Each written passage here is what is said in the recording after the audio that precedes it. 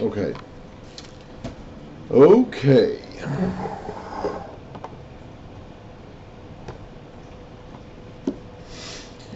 Okay. I haven't done this in a while. I was out of the house for a couple of weeks. I am now back.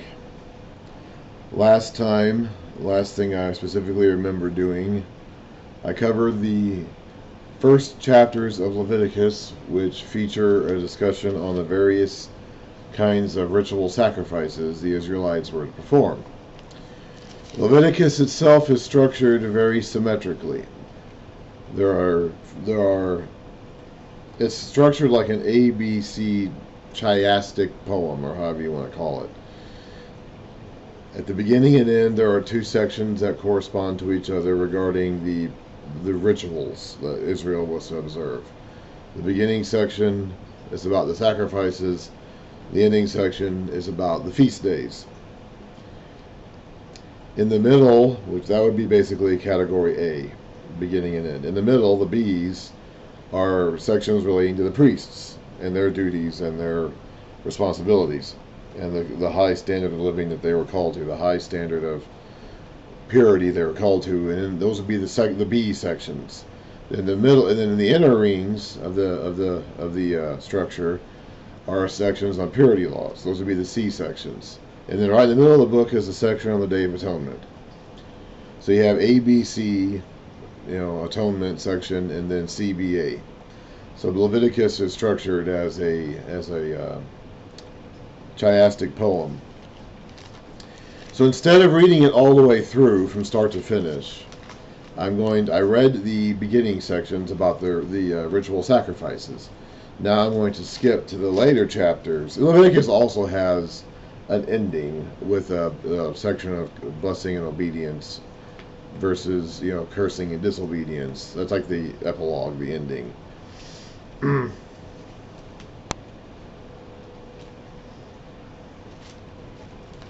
So instead of going on into Leviticus 8, which starts talking about the priests, I'm going to skip ahead to the end of the book and read about the ritual feast days, which correspond to the ritual sacrifices I read about at the beginning of the book.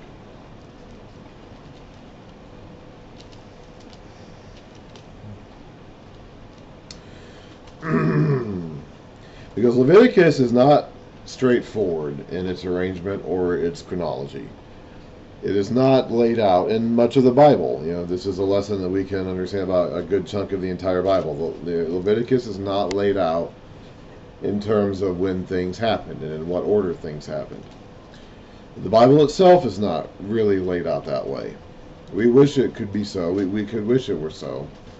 I think in our mindsets today, we understand the unfolding of linear history better than the idea of skipping around and talking about things by topic or by type, which is what Leviticus does and what the scriptures in general do. By and large, the scriptures are not written or arranged in chronological order, and we should not necessarily think of them as such. There is a chronological sequence that we can piece together in many cases, but the texts themselves don't place as high a priority on that as we today often wish that they did. And so I'm going to go ahead and read Leviticus out of order. I'm going to read it according to these sections instead of straight through from beginning to end. So I read about the ritual sacrifices. Now we're going to read about the ritual feast days.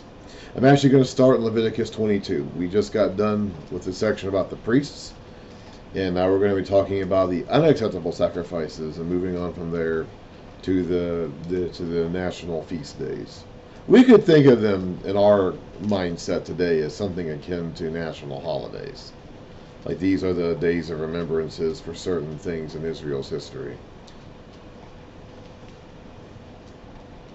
Leviticus 22, starting in verse 17. The Lord said to Moses, and as I've said before, it's my personal belief that whenever you see the Lord said, or most of the times, a lot of the times. See, not just Leviticus, but huge chunks of the Old Testament are especially when you get to the prophets, Isaiah is this way. The large chunks of the Old Testament really are just, the Lord said. This happens to Jeremiah a lot. And Jeremiah has narrative sequences in it. But there's a lot of sections of the scripture, and we see it here in Leviticus, where there's just blocks of text, like chunks of thought, that are communicated and are occasionally broken up by the saying the Lord said, or the word of the Lord came saying, or something like that. In this case, it's the Lord said to Moses. It's generally my stance that whenever you see this, we're introducing like a new phrase, a new saying, like something, the Lord. This is a separate. The Lord came to Moses at a separate time, saying this, as opposed to what he just got done saying right before this. And then when Moses wrote it all down, he just kind of arranged it in this pattern. I don't know that for certain. Later on, when we get to Isaiah in particular, we're going to see a lot of Isaiah has a few narrative sections in it, but Isaiah is a very long book. It has a few narrative sections in it. But for the most part, it really is just a long list of prophecies, a long list of poems and expressions of the future and things like that. And and a lot of times the only break is the word of the Lord came to Isaiah saying, or something like that. And so, you have to, and we of course arrange Isaiah into these chapters, but our arrangement of the chapters is not divinely inspired. It wasn't in the text to begin with. And I think a lot of times our chapters don't really arrange the thoughts correctly. So anyway, that's Isaiah. We're in Leviticus. I believe we need, and I can't prove this, and I can't assert this too strongly, but I think it's a general thing to keep in mind. Anyway,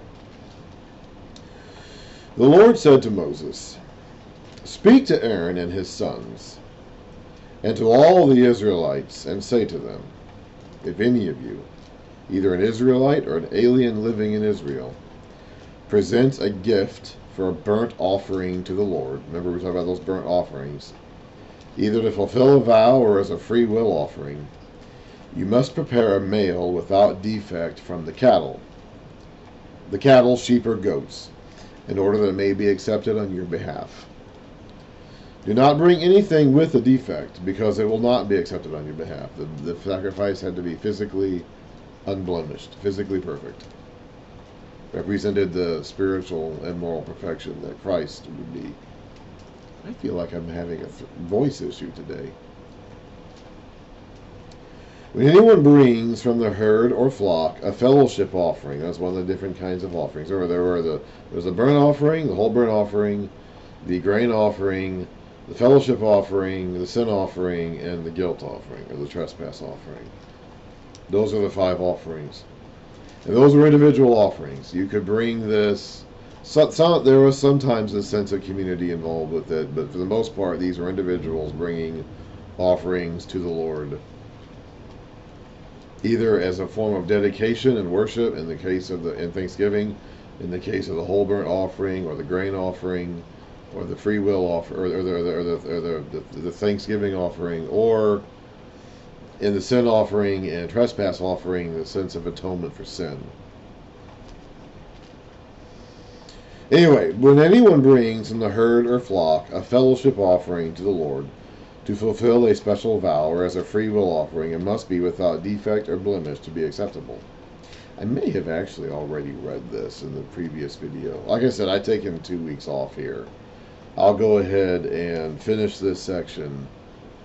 But if I've already read this and I have it in the previous video, I'll have to check that later to make sure, and we'll see what I do about that. "Do not offer to the Lord the blind, the injured, or the maimed." Wait, where am I? "It must, to the Lord, to fulfill a special vow or as a free will offering, it must be without defect or blemish to be acceptable. Do not offer to the Lord the blind, the injured, or the maimed." You're supposed to bring him the best. So these would not be the best.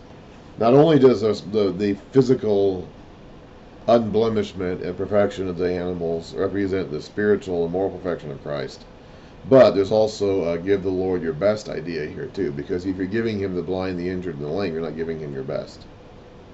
Ow, ow, ow, ow, ow. "Or anything with warts, or festering, or running sores. Do not place any of these on the altar as an offering made to the Lord by fire. You may, however, present as a free will offering an ox or a sheep that is deformed or stunted, but it will not be accepted in fulfillment of a vow. You must not offer to the Lord an animal whose testicles are bruised, crushed, torn, or cut. You must not do this in your own land. And you must not accept such animals from the hand of a foreigner, and offer them as the food of your God. They will not be accepted on your behalf, because they are deformed and have defects. The Lord said to Moses, another saying, when a calf, a lamb, or a goat is born, it is to remain with its mother for 7 days. From the 8th day on, it will be acceptable as an offering made to the Lord by fire. Do not slaughter a sheep or a cow and its young on the same day. When you sacrifice a thank offering to the Lord, sacrifice it in such a way that it will be accepted on your behalf. It must be eaten that same day. Leave none of it till morning. I am the Lord. Keep my commands and follow them. I am the Lord. Do not profane my holy name. I must be acknowledged as holy by the Israelites. I am the Lord, who makes you holy, and who brought you out of Egypt to be your God. I am the Lord. There's a lot of times, and we're going to see this with some of the purity laws and again in Deuteronomy, where this phrase, I am the Lord, is stated over and over and over again, just apparently just at random, just whenever God feels like reminding people who he is, he just kind of puts that in there. He'll give them a bunch of laws, he'll give them a bunch of commands or purity rules or whatever, and then just say, I am the Lord, I am the Lord, I am the Lord. It says a lot. We see a glimpse of it here. Constant reminders of who he is and where these laws are coming from. He is to be acknowledged as holy. And of course, holy, as we said before, means set apart, different from the rest, not common, not normal. There is an element of purity, of course, involved here, too. We think of holiness as being purity, like morally pure. And there is an element of that. But really it means being set apart. Now, you're set apart by being morally pure. God is set apart from the rest by being higher and greater and purer than anybody else. There is no one like God. But holy itself is a concept, or consecrate, sanctify, sacred, like all these words kind of relate to the same idea of something that is different from the norm. It's not common. It's set apart for a special use. It's designated for a specific special purpose. It is not to be treated, even if it is something like just a utensil, because the items in the tabernacle worship service were considered holy. The table, the forks, the fire pans, the censers, the lamps, like those were holy. Those are just items. Those are just physical items that they used to do things with. But they were dedicated to service in the Lord's tabernacle, which made them holy.